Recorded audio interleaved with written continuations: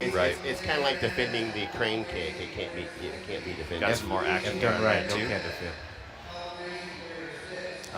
Paragon Jiu-Jitsu black belt. Yeah, his opponent. I don't. I'm not sure exactly who he is, man. I see him around all the time. I can't think of his name.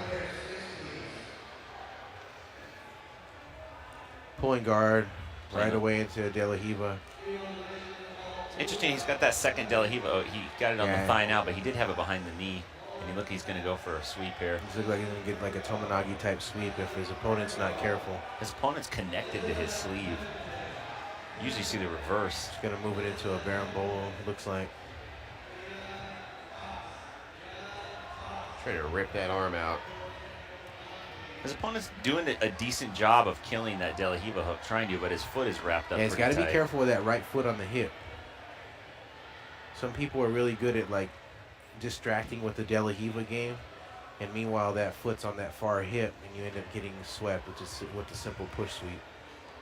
Little Tim Freeman on my right over here is pretty good at that, and every now and then when I'm not paying attention, nice, I'll fall victim to that sweep.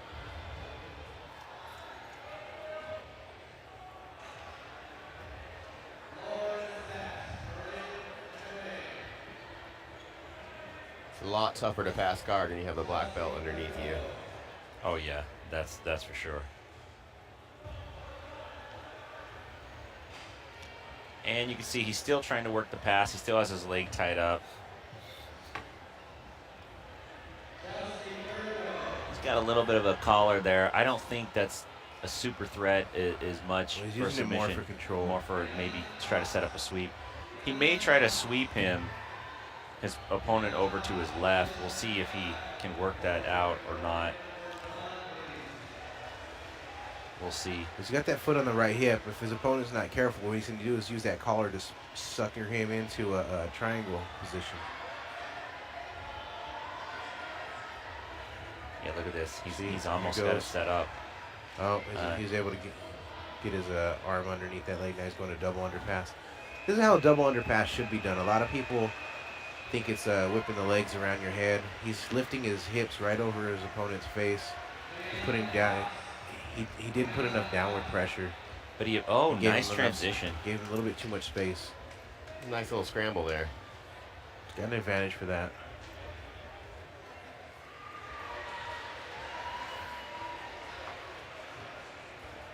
And it looks like he's taking a little bit of a breather here. Nice sweep attempt from his opponent on bottom. It looks like he may try to set up a deep half guard here. You say nice sweep attempt, I say nice sweep defense.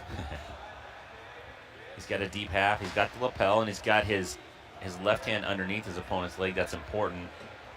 Too often at the lower levels, guys play deep half, but they don't protect that far side underhook, and they get underhooked and end up getting submitted or in a worse position than they started out.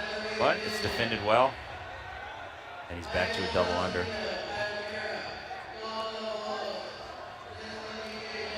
Oh, nice. Pulls his own leg through. Try to defeat that double under. Gets stacked. And now he's in a little bit of trouble here. He might get his back taken. If he controls that bottom leg well enough, he might be able to pop himself out to the left and reverse the position.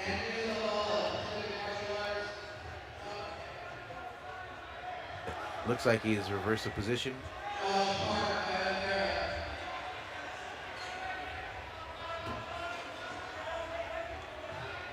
We'll have a reset to the center. Referee Tyson Campus doesn't like what he sees in terms of where their positioning is and decides to move them. Resets are always difficult. I mean, you get to catch your breath, but you never seem to get back in the same position again. And you can see both guys doing the If there was ever a time belt to tie. cheat, there's ever a time to cheat in a match during the reset. When it's really like a crucial point in the match, you'll see guys refuse to let go of their grips, and the referee will have to bring all the other referees over and drag them to the center because they're not letting go. I have seen that. And it looks like the Paragon competitor is Glynn. And let's see who his opponent is here. I'm going to pull that up in just a sec. For a Tomonagi style sweep. Our viewers at De La home. Hiva. We have Lance Glynn, and it looks like he... Oh, bar attempt here. He's got it straight. Went to the... He's got the leg, actually. That might cost him the reversal. Looks like he's going up against Chirstopher James. That right there is Hermanstad. technically illegal. He's got a reap. He does have a reap. Now, I don't know if it counts if you're not standing. You see what I'm saying? But you're right, he does That have a could be reap. interpreted by the referee as illegal.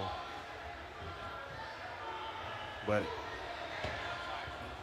let's see. It's not going to be a call. We don't have a check on what the score is at this point. And we can see that Chirstopher Hermanstad, he's from Frontline Academy. These guys are believe. scrambling. He He finishes the That's kind of a takedown. power move by the Paragon black belt here. He knew they were out of bounds and just walked him out to the other match. We're out of bounds. We're out of bounds, so I'm gonna slam your butt down anyways. Some might consider that poor sportsmanship. I just call it English. He put some English on it. Nice.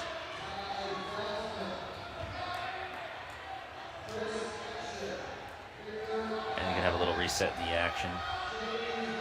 Sometimes you have to do that because if it goes to ref's decision, something like that can influence the ref to give you the match. Show Right? dominance. Yeah, exactly. We can see Lance Glynn on bottom. He's working again for a sweep. And I think he got a sweep earlier in the match, very Nice. similar. Nice. He looks like this guy's. Very nice. Nice balance. Going for the back. Referee hasn't given 2 points yet. He got an advantage for that. Paragon competitor got an advantage. Looks like maybe 2 advantages. And he's going to try a knee slide pass. He's up 2-0. Got 2 advantages. It looks like time is going to wind down here. Nice match from Lance Glynn. He did a pretty good job. Stayed active, stayed aggressive, stayed on top, worked hard. Never a dull moment.